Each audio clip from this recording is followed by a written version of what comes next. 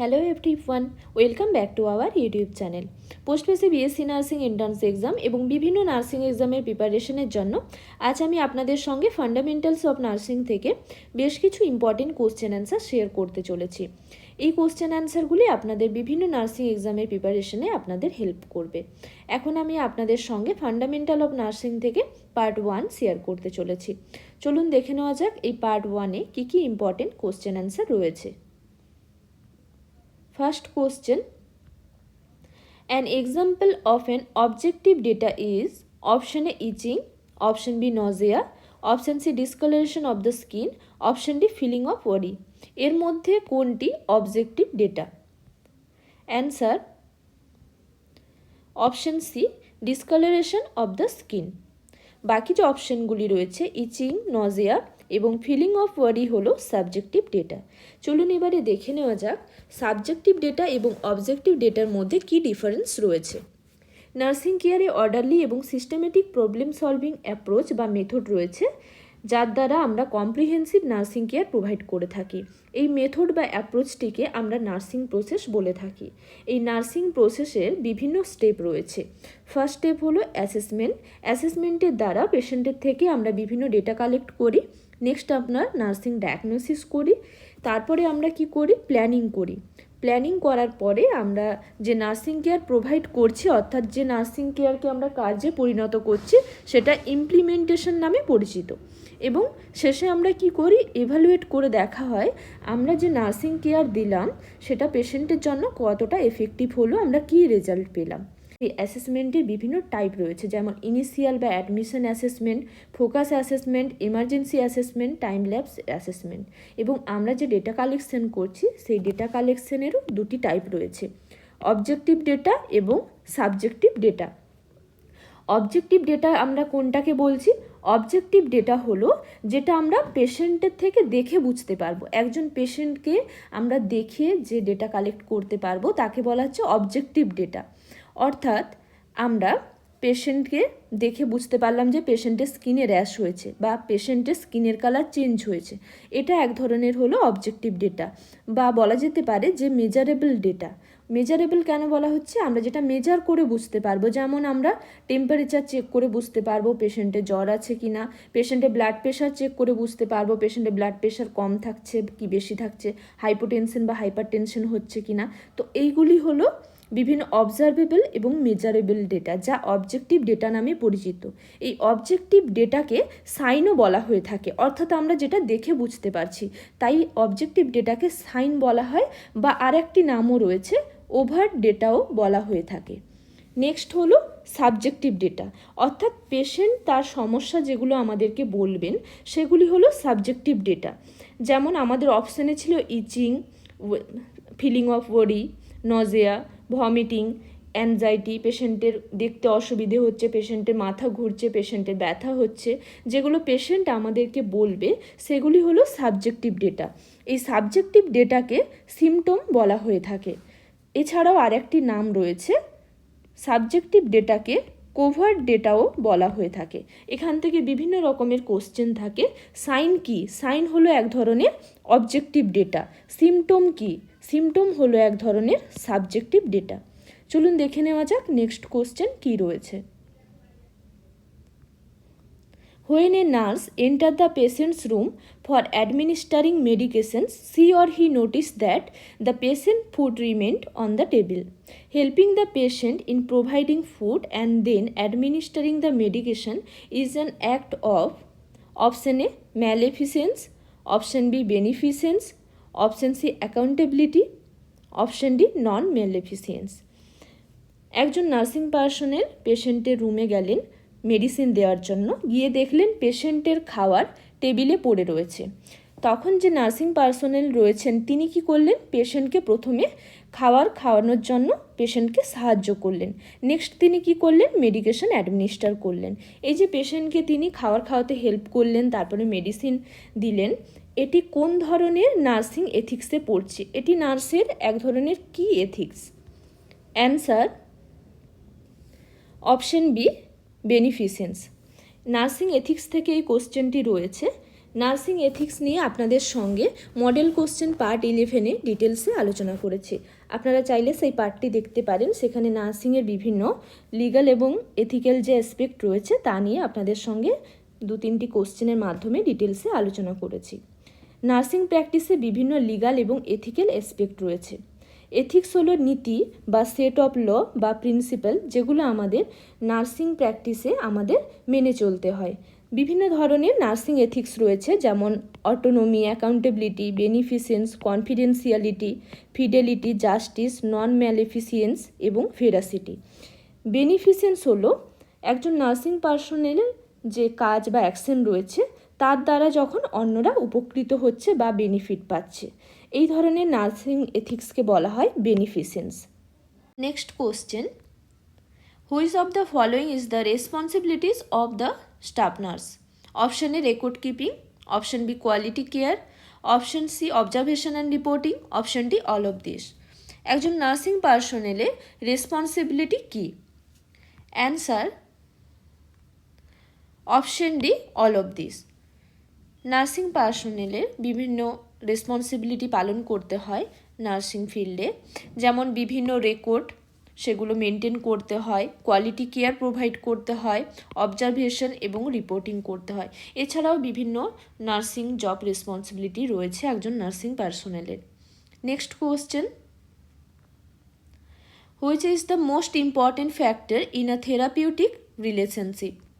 Option A judgmental attitude, option B giving advice, option C trust, option D silence. Therapeutic nurse patient রিলেশনশিপের most important factor কোনটি? Answer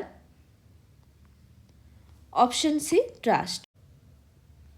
therapeutic nurse patient relationship nursing কেয়ারের একটি important বিষয়, এবং এই therapeutic nurse patient রিলেশনশিপের বিভিন্ন dynamic রয়েছে, যেগুলো আমাদের প্রফেশনে সেই বিভিন্ন ডায়নামিক্সগুলো আমাদের বুঝতে হবে এবং সেগুলো মেনে চলতে হবে। থেরাপিউটিক নার্স পেশেন্ট রিলেশনশিপে বিভিন্ন ফ্যাক্টরগুলো রয়েছে, তার মধ্যে ট্রাস্ট একটি important factor therapeutic nurse patient রিলেশনশিপে।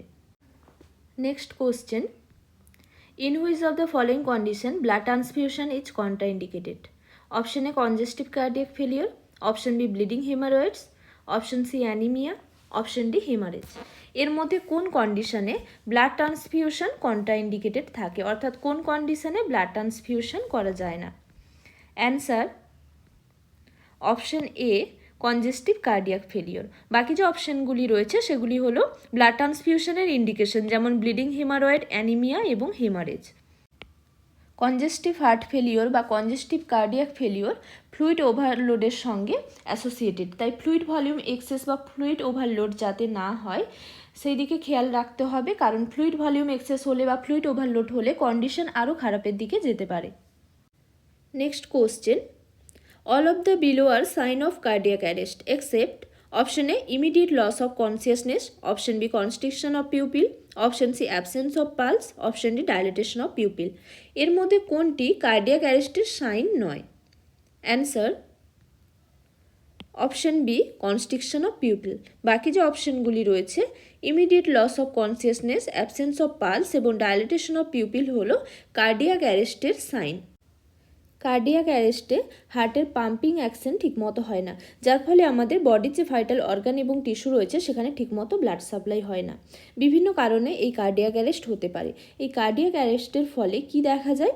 পেশেন্ট বা ক্লায়েন্ট আনরেসপন্সিভ হয়ে যায় বা লস অফ কনসিয়াসনেস দেখা যায়, পালস পাওয়া যায় না, পালস অ্যাবসেন্ট থাকে এবং ব্লাড প্রেশার রেকর্ড করা যায় না। এছাড়াও কি হয়, চোখের যে পিউপিল রয়েছে সেই পিউপিল ধীরে ধীরে ডাইলেট হতে শুরু করে। এই সমস্ত সিমটমসগুলি কার্ডিয়াক অ্যারেস্টে দেখা যায়। আর একটি অপশন ছিল ডাইলেটেশন অফ পিউপিল ছিল এবং কনস্ট্রিকশন অফ পিউপিল ছিল। কনস্ট্রিকশন অফ পিউপিল যে কন্ডিশনে দেখা যায় সেটি হলো ওপিয়েট ওভারডোজ হলে দেখা যায়। ওপিয়েটের অ্যাকিউট ইনটক্সিকেশনে পিউপিল পিন পয়েন্ট হয় বা পিউপিল কনস্ট্রিক্ট হয়ে যায়। Next question, remove excess cholesterol from body cells and blood by transporting it to liver for elimination through bile, and it decrease risk for coronary artery disease. Is the function of option A low density lipoprotein, option B intermediate density lipoprotein, option C very low density lipoprotein, option D high density lipoprotein. এখানে 4 ধরনের লাইপোপ্রোটিনের example দেওয়া রয়েছে। এর মধ্যে কোন lipoprotein আমাদের access cholesterol body sell থেকে এবং ব্লাড থেকে রিমুভ করতে সাহায্য করে? কিভাবে রিমুভ করে? তা লিভারে ট্রান্সপোর্ট করে এবং বাইলের মাধ্যমে তা এলিমিনেট হয়ে যায়, যার ফলে করোনারি আর্টারি ডিজিজের রিস্ক অনেকটা কমিয়ে দেয়। Answer option D high density lipoprotein. High density lipoprotein বা এইচডিএল আমাদের করোনারি আর্টারি ডিজিজের রিস্ক অনেকটা কমিয়ে দেয়। কিভাবে কমিয়ে দেয়? আমাদের বডি সেল এবং ব্লাড থেকে এক্সেস যে কোলেস্টেরল রয়েছে সেটা রিমুভ করতে সাহায্য করে। কিভাবে রিমুভ করে? লিভারে ট্রান্সফার করে এবং বাইলের মাধ্যমে তা এলিমিনেট হয়ে যায়। তাই হাই ডেন্সিটি লাইপোপ্রোটিনকে গুড কোলেস্টেরল বলা হয়ে থাকে। নেক্সট, লো ডেন্সিটি লাইপোপ্রোটিন বা এলডিএল। এলডিএল বা লো ডেন্সিটি লাইপোপ্রোটিন আমাদের করোনারি আর্টারি ডিজিজের রিস্ক অনেকটা বাড়িয়ে দেয়। কিভাবে বাড়িয়ে দেয়? কোলেস্টেরল অ্যাকুমুলেট করে এবং ট্রান্সপোর্ট করে কোথায়? আমাদের আর্টারির স্মুথ মাসেল ফাইবারে, এবং লিভার থেকে এক্সট্রা হেপাটিক টিস্যুতে এই কোলেস্টেরল অ্যাকুমুলেট হতে থাকে, যার ফলে কি হয়? করোনারি আর্টারি ডিজিজের রিস্ক অনেকটা বেড়ে যায়। তাই লো ডেন্সিটি লাইপোপ্রোটিনকে ব্যাড কোলেস্টেরল বলা হয়ে থাকে। এছাড়াও রয়েছে ভেরি লো ডেন্সিটি লাইপোপ্রোটিন এবং intermediate density lipoprotein. Next question, which site is use to assess the status of circulation to lower arm and auscultated blood pressure? Option A brachial, option B carotid, option C temporal, option D apical. এর মধ্যে কোন pulse site আমরা use করি lower আর্মের circulation status assess করার জন্য এবং blood pressure auscult করার জন্য? Answer option A brachial pulse site আমরা ইউজ করে থাকি। ব্রেকিয়াল আর্টারি রয়েছে, আমরা এখানে বিপি কাপ বা স্পিগমোম্যানোমিটার অ্যাপ্লাই করে আমরা ব্লাড প্রেশার রেকর্ডিং করি, এবং এখানে রয়েছে ব্রেকিয়াল পালসের সাইট, আমরা এই সাইটটি ইউজ করে থাকি ব্লাড প্রেশার অসকাল্টেড করার জন্য। এখানে বেশ কিছু পালস চেকিংয়ের কমন সাইট দেওয়া রয়েছে। Next question, the number of thoracic vertebra in a normal adult is? Option A 5, option B 7, option C 9, option D 12। একজন নর্মাল অ্যাডাল্টের থোরাসিক ভার্টিব্রার সংখ্যা কতগুলি? Answer option D 12। ভার্টিব্রাল কলামে সার্ভাইকাল ভার্টিব্রা রয়েছে 7টি, থোরাসিক ভার্টিব্রা রয়েছে 12টি, লাম্বার ভার্টিব্রা রয়েছে 5টি এবং স্যাক্রাম কক্সিস রয়েছে ফিউজড বোন। স্যাক্রামে 5 ফিউজড বোন রয়েছে, কক্সিসে 4 ফিউজড বোন রয়েছে। Next question, information verbalized or stated by the patient is known as?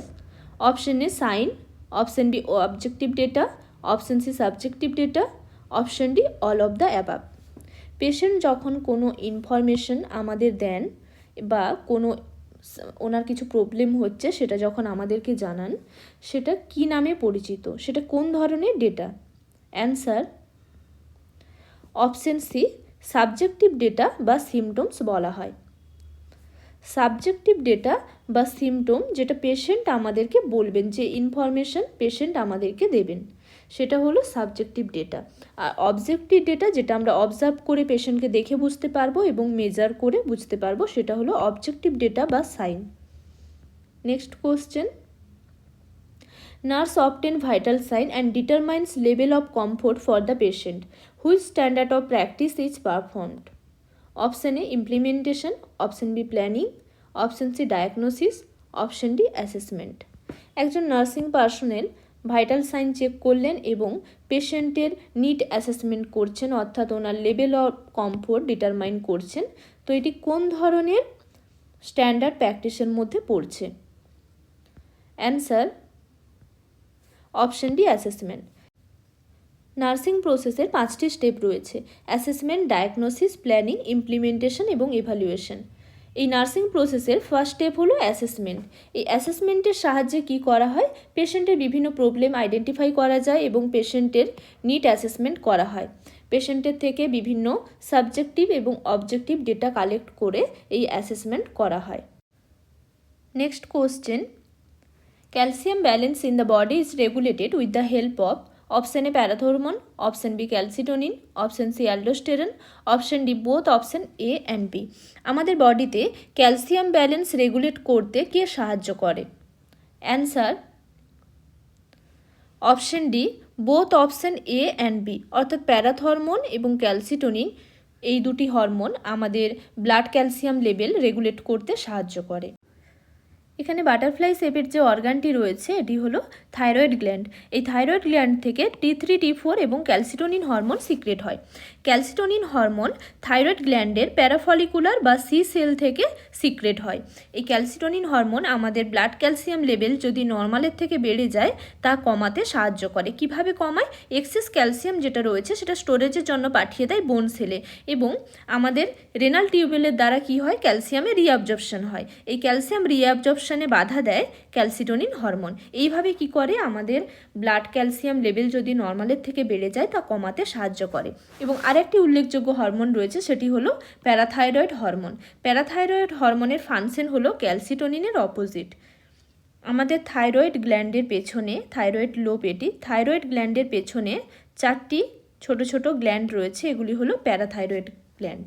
এই প্যারাথাইরয়েড গ্ল্যান্ড থেকে প্যারাথাইরয়েড হরমোন পিটিএইচ বা প্যারাথরমোন সিক্রেট হয়, যার মেন কাজ কি হলো? আমাদের ব্লাড ক্যালসিয়াম লেভেলকে রেগুলেট করে। কিভাবে রেগুলেট করে?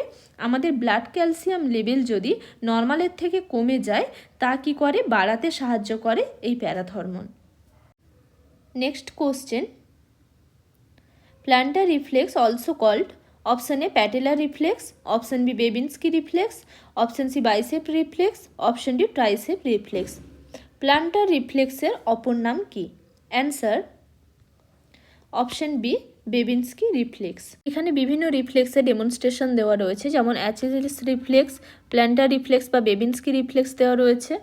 প্ল্যান্টার রিফ্লেক্সের দ্বারা সেন্ট্রাল নার্ভাস সিস্টেমের কোনো ডিসঅর্ডার আছে কি না তা আইডেন্টিফাই করা যায়, বিশেষ করে কর্টিকোস্পাইনাল ট্র্যাক্টের কোনো অ্যাবনর্মালিটি আছে কি না তা আইডেন্টিফাই করা যায়। এছাড়াও বাইসেপ রিফ্লেক্স রয়েছে, ট্রাইসেপ রিফ্লেক্স রয়েছে, প্যাটেলার রিফ্লেক্স রয়েছে ইত্যাদি রিফ্লেক্স অ্যাসেসমেন্ট করা হয়ে থাকে। Next question, best position for a client in hypovolemic shock is option A Fowler's position, option B knee chest position, option C dorsal recumbent position, option D Trendelenburg position। Hypovolemic shock হলে এর মধ্যে কোন position mainly provide করা হয়ে থাকে? Answer option D Trendelenburg position. Hypovolemic শকে বা blood pressure fall করলে বা হাইপোটেনসিভ কন্ডিশনে ট্রেন্ডেলেনবার্গ পজিশন প্রোভাইড করা হয়ে থাকে। Next question, which of the following medicine ordered is immediately and once only administered? Option A SOS, option B HS, option C stat, option D TDS. এর মধ্যে কোন order হলে আমরা সেই মেডিসিনটি তৎক্ষণাৎ অ্যাডমিনিস্টার করব এবং একবারই অ্যাডমিনিস্টার করব, সেটা আমরা রিপিট করব না বা সেটা আমরা রুটিনলি অ্যাডমিনিস্টার করব না? Answer option C stat order. Stat order হলে আমরা তৎক্ষণাৎ অ্যাডমিনিস্টার করব এবং একবার অ্যাডমিনিস্টার করব। এসওএস হলো something necessary in emergency. SOS কোনো অর্ডার থাকলে পেশেন্টের প্রয়োজন হলে আমরা সেটা অ্যাডমিনিস্টার করতে পারি। টিডিএস হলো দিনে 3 বার আমরা একটি মেডিসিন অ্যাডমিনিস্টার করব। স্ট্যাট হলো অ্যাট ওয়ান্স এবং ইমিডিয়েটলি অ্যাডমিনিস্টার করব। এইচএস অর্থাৎ আমরা মেডিসিন বেড টাইমে অ্যাডমিনিস্টার করব। Next question, all are the component of Braden scale except option A shear, option B length of hospital stay, option C sensory perception, option D mobility. এর মধ্যে কোনটি Braden স্কেলের component নয়? Answer option B length of hospital stay. এই কম্পোনেন্টটি ব্রাডেন স্কেলের component নয়। ব্রাডেন স্কেলের সাহায্যে বেডশোর বা প্রেসার শোরের রিস্ক অ্যাসেসমেন্ট করা হয়। ব্রাডেন স্কেলের কম্পোনেন্টগুলি হলো sensory perception, moisture, activity, mobility, nutrition এবং friction and shear. Next question, which of the following ethical principles refer to doing good to the client? Option A justice, option B non maleficence, option C autonomy, option D beneficence. এই কোশ্চেনটি nursing ethics থেকে রয়েছে। আমরা যখন কোনো কাজ করব সেটা ক্লায়েন্টের জন্য ভালো বা ক্লায়েন্টের উপকার হবে, এটি কোন ধরনের নার্সিংয়ের ethical principle? Answer option D beneficence. নার্সিংয়ের বিভিন্ন এথিক্যাল প্রিন্সিপাল রয়েছে, তার মধ্যে বেনিফিসেন্স হলো যখন আমাদের নার্সিং ফিল্ডে কোনো কাজের মাধ্যমে একজন পেশেন্ট উপকৃত হবেন বা তার জন্য ভালো করা হবে, সেটি হলো বেনিফিসেন্স, এক ধরনের এথিক্যাল প্রিন্সিপাল নার্সিংয়ের। Next question, which of the following colour container must be used for discarding human anatomical waste in hospital? Option A red, option B blue, option C yellow, option D black. Biomedical waste management থেকে প্রায় কোনো না কোনো question থাকে বিভিন্ন nursing এক্সামে। তো এখানে বলা হয়েছে human anatomical waste biomedical waste ম্যানেজমেন্টের মধ্যে কোন কালার কন্টেনারে ডিসকার্ড করা হবে? Answer option C yellow. Next question দেখে নেওয়া যাক কী রয়েছে। Thyroid releasing hormone or TRH is secreted by option A hypothalamus, option B anterior pituitary gland, option C thyroid gland, option D parathyroid gland. Thyroid releasing hormone বা TRH এর মধ্যে কোন gland থেকে secrete হয়? Answer option A hypothalamus. Thyroid releasing hormone বা TRH hypothalamus থেকে secrete হয় এবং thyroid stimulating hormone anterior pituitary gland থেকে সিক্রেট হয়। Next question, a group of symptoms that sums up or constitute a disease is known as option A sign, option B syndrome, option C group symptoms, option D incubation. Group of সিমটমসকে একত্রে কি বলা হয়, বা যখন অনেকগুলি sign and symptoms থাকে গ্রুপে তখন তাকে কি বলা হয়? Answer option B syndrome. ধন্যবাদ ভিডিওটি শেষ পর্যন্ত দেখার জন্য। আপনারা যদি আমার চ্যানেলে নতুন হয়ে থাকেন নার্সিং রিলেটেড এরকম আরও ইনফরমেশন পেতে পারলে আমার চ্যানেলটিকে সাবস্ক্রাইব করে রাখুন। ভিডিওটি ভালো লাগলে লাইক শেয়ার করে দেবেন। কোনো কিছু জানার থাকলে আপনারা আমাকে কমেন্ট বক্সে জানাতে পারেন। আজকের জন্য এই পর্যন্ত, আবার দেখা হবে নতুন একটি বিষয় নিয়ে। আপনারা সবাই ভালো থাকবেন, সুস্থ থাকবেন।